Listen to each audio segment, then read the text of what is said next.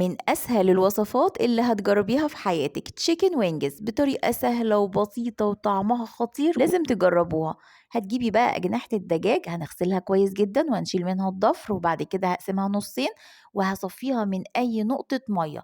بعد كده أجيب بولة أحط فيها معلقة من بهارات الفراخ، معلقة من بهارات المشاوي، معلقة من البابريكا المدخنة، 7 بهارات، معلقة من دبس الرمان، رشة ملح. هتحطي بقى شوية زيت وقلبي بقى الخليط ده كويس جدا. البهارات دي كلها متوفرة عند العطار وهبقى اكتبها لك في الكابشن بعد كده هنقلب بقى الدجاج كده، أجنحة الدجاج في الصوص الخطير ده. شايفة لونها يجنن ازاي؟ تجنن.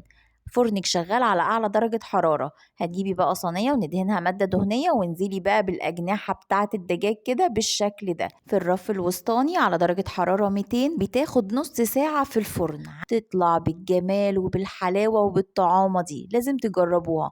ولو عجبك الفيديو لايك وشير وسبسكرايب لقناتنا. أشوفكم في وصفات جاية كتير مع هبة إبراهيم. باي باي.